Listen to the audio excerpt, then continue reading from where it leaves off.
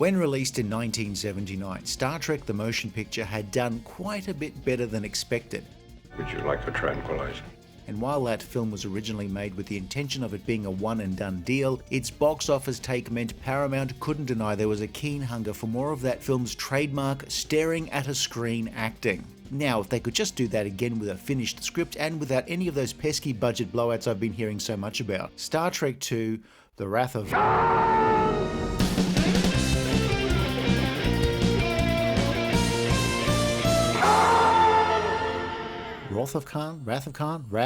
Sorry, I've just come back from the dentist. Star Trek's feature film debut was never meant to start a movie series. There was talk at one point of using Star Trek the Motion Picture to launch a new series of television adventures. They discovered a simple 20th century programming.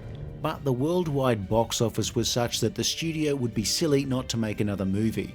The problem was Star Trek the Motion Picture took too long to make and cost way too much. And while it brought in a lot of money at the box office, its huge budget meant it wasn't a money maker. You have to spend money to make money, but apparently flushing money down the toilet does not yield the same result. If Paramount made another Star Trek film, the final budget would need to be a hell of a lot smaller. If this monster truck represented the break-even point for Star Trek the Motion Picture, and this almost identically sized monster truck represented the amount of money the first film had brought in, then for a sequel, the studio's ideal budget would be represented by this Yugo, while ideally still making a monster truck back, or at the very least a Toyota SR5.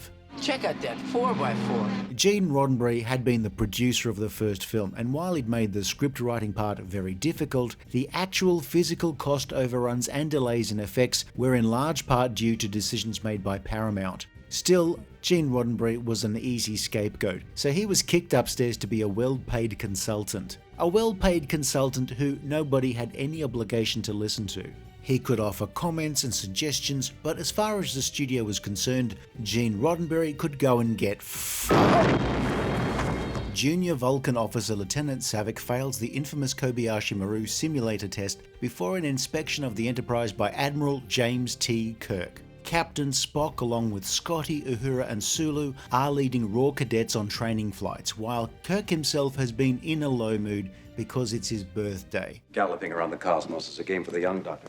Now, what is that supposed to mean? He's down about getting older, and because all he got was a dusty old book and a pair of spectacles. He was really hoping for a pair of Air Jordans. McCoy's also brought him Romulan Ale, which has such a kick, Kirk can at the very least get blotto and forget about the disappointing old book and glasses combo. Meanwhile, on the USS Reliance, Captain Terrell and Chekhov are trying to find a planet without any life for reasons, and instead of transporting down to Ceti Alpha 6, they find themselves on Ceti Alpha 5, where they've inadvertently found the remnants of Khan and his followers. Downtown Ceti Alpha 5 is a bit of a drag, with inserting mind control parasites into your ear the only entertainment to be had. Visit Ceti Alpha 5. We got nothing. Khan, a genetically engineered supervillain from the late 20th century, has beef with Captain Kirk, and he discovers the Federation's been bankrolling a project called Genesis, which is a terraforming device that has one major downside. What if this thing we use where life already exists? It would destroy such life. Project Genesis is led by Kirk's ex, Dr. Carol Marcus, and her son David, who... well, I think you can guess who his father turns out to be. Remember that overgrown Boy Scout you used to hang around with? That's exactly the kind of man. Listen, kiddo. Jim Kirk was many things, but he was never a Boy Scout. Reliant, now under the control of Khan and his followers, attacks an unsuspecting Enterprise, causing serious damage to the ship. Khan, you still remember. The Enterprise manages to return fire, allowing the crew to escape and make what repairs they can before Khan can return to finish the job. The Enterprise arrives at Space Station Regular 1 to find her crew mostly dead, killed by Khan, but Genesis and the Marcuses are missing, presumed to be down on the nearby asteroid. If we go by the book, like Lieutenant Savick, hours could seem like days. The landing party finds the missing scientists, but Terrell and Chekhov have been infected by creatures controlling their minds, the galaxy's smallest podcasters. Khan has Genesis but maroons Kirk on the asteroid, with Enterprise days away from being able to save the landing party. I've heard you. And I wish to go on hurting you. Kirk also meets his son David for possibly the first time, a meeting that doesn't go so well. Is that David? With how randy the captain was on the original series, there may very well be literally thousands of space bastards out there. I did nothing. Except they cobbled my britches down. Even though they never meet, Kirk and Khan face off with their two damaged ships blindly hunting each other in a nebula. With Khan's crew dead, he has one last ace up his sleeve. Yes, he's not really wearing a proper sleeve, but anyway. It all kicks off with only a few minutes left to get the ship moving before Genesis explodes. Spock makes repairs in time, but only at a terrible cost. Long and prosper. They killed Spock! They killed Spock! Well, that was a kick in the guts. Of all the souls I have encountered in my travels, his was the most human. Space. The final frontier.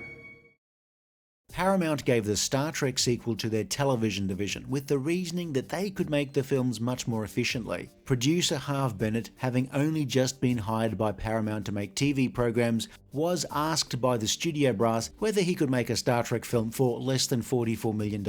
Bennett's half-joking answer, with that budget he could make 3.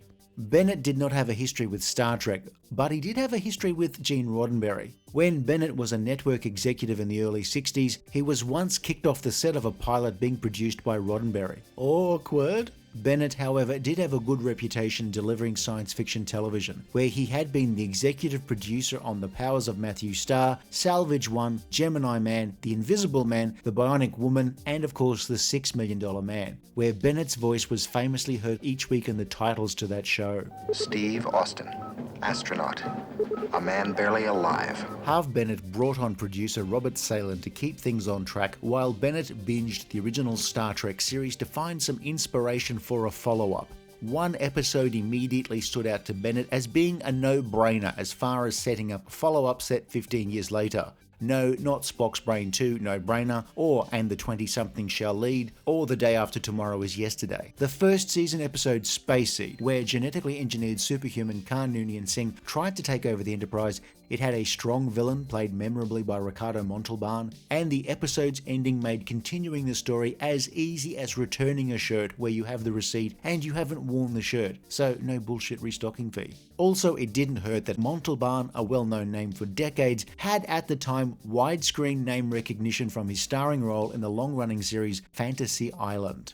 Welcome to Fantasy Island. Of course, they had to come up with a script. Roddenberry, not taking his golden escape pod all that seriously, submitted a storyline that was basically City on the Edge of Forever, but the twist was it was Dallas 1963 and Mr. Spock ends up shooting JFK. I suppose Roddenberry thought that if you want to tackle the Kennedy assassination in Star Trek, then the best idea would be to pop a Spock on it. Theoretically.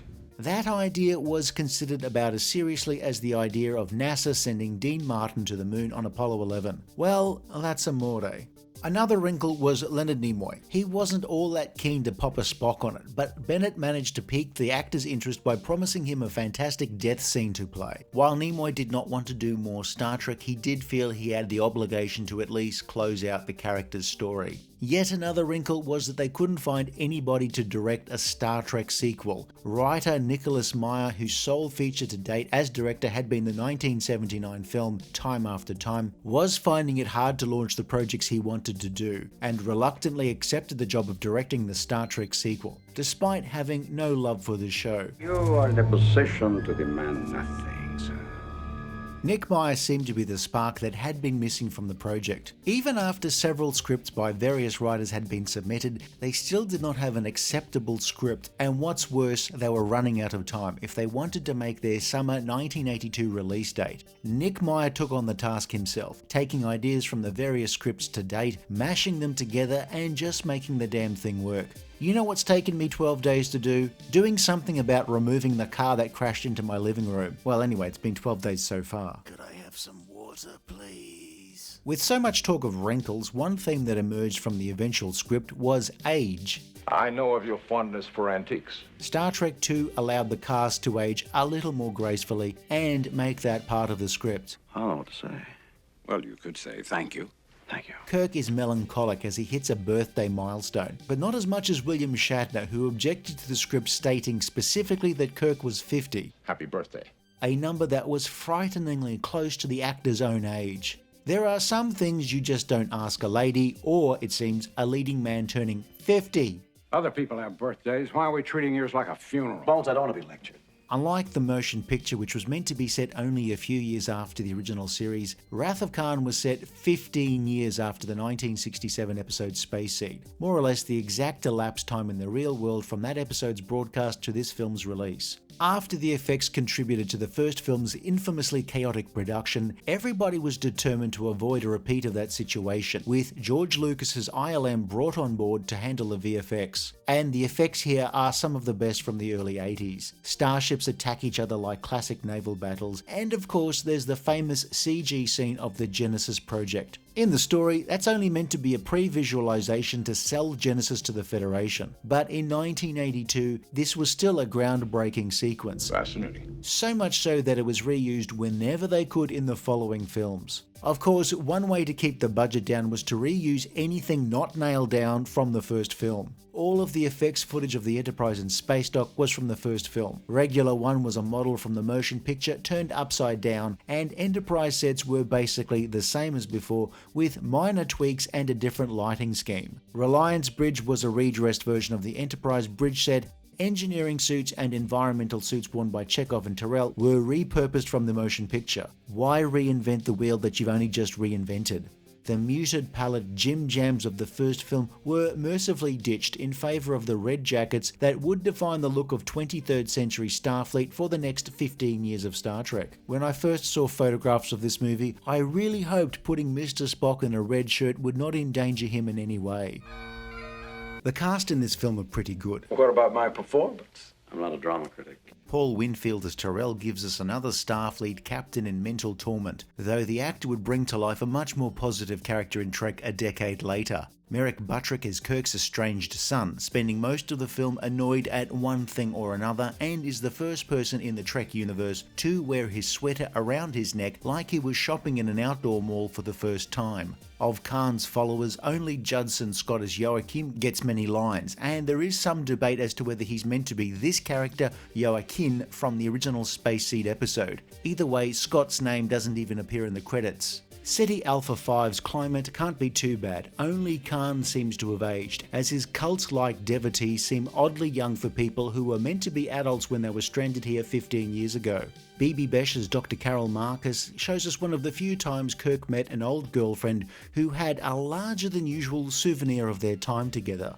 Ike Eisenman as Peter Preston was meant to be Scotty's nephew, though that's not apparent in the theatrical version of the film. Even with most of his bits cut down, James Doohan gives us some of the very best non-drunk Scotty acting of all. Sir, he's dead already. George Takei and Nichelle Nichols are almost afterthoughts in the movie, though Walter Koenig gets a much bigger role than Chekhov would normally get. The actor perhaps neglected to mention to Nick Meyer that his character hadn't yet been introduced to the series when Khan took over, but perhaps he forgot. A new character on the bridge made less room for established characters to be of use. Lieutenant Savick, originally envisaged as being half Romulan, was a young Vulcan officer character set up for greater things, though things didn't work out the way they were intended, with the inexperienced actor's performance needing a nudge here and there. I don't believe this was a fair test of my command abilities. And why not? Because there was no way to win. And there was Khan. Montalban had to remind himself of his original performance in order to avoid playing the genetically engineered supervillain as Mr. Rourke. Welcome to Fantasy Island, indeed. In many ways, Montalban makes the film, with his performance reportedly causing the regulars to lift their game. I'll chase him round the moons of Nibia and round the Antares maelstrom and round perdition's flames before I give him up. DeForest Kelley, who by this stage was only acting in Star Trek productions, is his usual reliable self, being the conscience of the main trio. Get back your command. Get it back before you turn into part of this collection. Leonard Nimoy feels much more like the Spock from the television series than he did in the first film. Also, despite one of the film's big moments being the death of a beloved character, Spock is not actually in the film all that much, hardly featuring at all in the film's middle section, and basically coming back to die in the last act. But what a last act. It's such a pity we'd never ever see Nimoy put on the ears ever again. But really, it's a film about James T. Kirk. Kirk getting old, well, older. I mean, he's not yet asking about pensioner discounts, lining up at the bank first thing on a Monday, or racing to get to the early bird specials. There's a man out there I haven't seen in 15 years who's trying to kill me. You show me a son, I'd be happy to help him. He finally meets his long-lost son. David was not created by a transporter accident or an alien probe implanting fake memories, but a defective cloaking device. Shatner's performance is one of his best. Apparently, the key to getting William Shatner's performance to settle down was, according to the director, just make him film take after take until he was bored. Nick Meyer's script features some of the most poetic and sharpest dialogue ever given to this crew, and the cast respond accordingly. On the test, sir, will you tell me what you did? I reprogrammed the simulation so it was possible to rescue the ship. He cheated. I changed the conditions of the test. Got a commendation for original thinking. If the main characters were celestial bodies, Khan would be a bright star radiating warmth and boundless energy. Spock would be a planet like Venus, a mysterious planet that we're only just learning more about. Captain Kirk would obviously be a gas giant, and Lieutenant Savick would be Pluto, no longer a planet and now even less relevant than the Saturnian moon Hyperion. That's a little joke. Humor. It is a difficult concept. It is not logical. Director Meyer wanted to subtitle the movie The Undiscovered Country, but the studio insisted on The Vengeance of Khan, which of course would be nuked when it was too close to the original title to George Lucas's then upcoming third Star Wars movie, Revenge of the Jedi. Wrath of Khan was a controversial choice, but it's a title that's stuck and in a good way, like a dart that's ricocheted off the dartboard and become lodged in your opponent's shoulder. Were I to invoke logic, logic clearly dictates that the needs of the many outweigh the needs of the few. Or the one. Gene Roddenberry spent the film on the metaphorical sidelines, occasionally making useful suggestions here and there, but mostly complaining everywhere. He wasn't a fan of the film's militaristic tone, saying how Starfleet was more like the Coast Guard than the military, which of course ignores the fact that it was Roddenberry who first plastered Star Trek with naval terms, conventions, and ranks. Weapon status. Reflector shields on maximum. Phaser's manned, sir. Roddenberry was originally inspired by the Horatio Hornblower novels, with Nick Meyer returning to C.S. Forester's template when writing his draft of the script. Give the word, Admiral. Mr. Scott, word is given.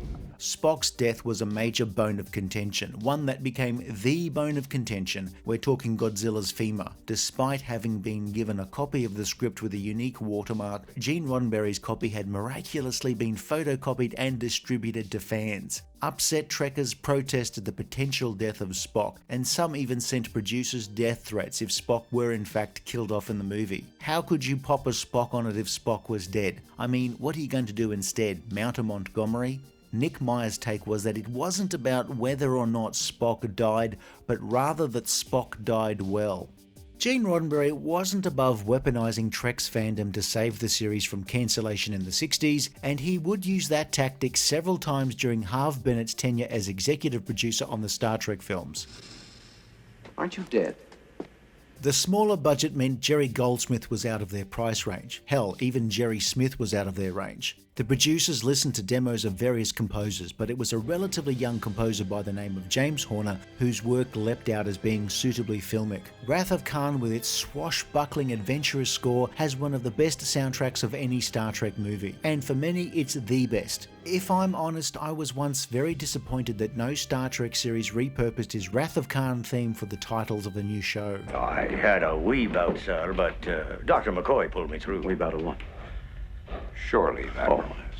When second-time director Nick Meyer fell behind on his shooting schedule, first-time producer Robert Salen suggested the director be let go. But as they'd had a hard enough time getting Meyer in the first place, the studio persevered. Can I cook or can't I? As the film was coming together and the dailies looked promising, Nimoy, having enjoyed himself enormously, was regretting having agreed to kill off Spock. As a hook to allow for, well, something in case of a third film, this short scene was filmed to have as a just in case. Remember. When the film screened for preview audiences, people were really enjoying the film up until Spock's death, which was a major bummer. They killed Spock! The studio insisted they needed something to leave the audience with a glimmer of hope, and over Nick Meyer's objections, a second unit filmed some inserts of Spock's burial tube on the surface of the Genesis planet. Maybe Spock's alive after all. There are always possibilities, Spock said. You think? The characters are given much more to do. Well, the characters who are actually given something to do are generally well served. You are also my friend. I have been and always shall be yours. Kirk, Spock and McCoy don't spend the entire film aloof and distant towards each other. You green-blooded inhuman. They're also trying to do something with the Savick character that didn't quite work out. This is one of the few Star Trek films with a very strong villain. For hate's sake, I spit my last breath at thee. You can spend $45 million and get people staring at screens, or you can spend around $12 million and get this.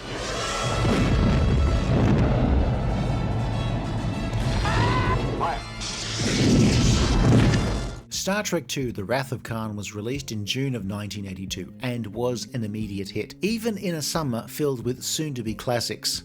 Star Trek II allowed die-hard fans to finally admit to themselves that the motion picture wasn't all that great, since now they had a legitimately great Star Trek film. Don't like Wrath of Khan? Well, that is why they suggest you wear a crash helmet when engaging in dangerous activities. Star Trek II did make less money than the first film, but it was far more profitable since Star Trek II cost less than a discounted salmon bagel that had been mistakenly left out on the counter overnight and marked as being for quick sale. A director's cut was put together with a few more scenes of Scotty and his nephew, and while it's good for fans of Scotty, the restoration of these scenes does make a taut film feel a little flabby. Years later, there was not quite a remake or a reimagining of the film, but the 2013 film Star Trek Into Darkness quoted a few plot elements from Space Seed and Wrath of Khan, and sprinkled them throughout an incredibly dire film, as though director J.J. Abrams only saw Wrath of Khan once, and that was when he caught a reflection of the TV set in a mirror while he was shaving. I mean to avenge myself upon you, Admiral. One of the film's most iconic scenes has Kirk and Khan again verbally sparring over a communicator. Khan has managed to rile up Kirk, and of course you can create this scene by following these easy steps. A determined stare, heavy breathing, grinding your teeth to stumps, a snarling lip, shaking with rage, and then finally... Wrath of Khan is a film where there were some problems while filming, but none that harmed the final product. It is still the best Star Trek film for many people, if not most people, and is some of the finest Star Trek in the franchise's history. Of course, there was going to be another Star Trek film. I have been, and always shall be, your friend. They just had to find a way they could pop a Spock on it. Remember. If you enjoyed this video, please like and subscribe, leave a comment below, or check out some of our other videos. All because of Wrath of Khan? Yes! Well, it was the best of those movies. Khan!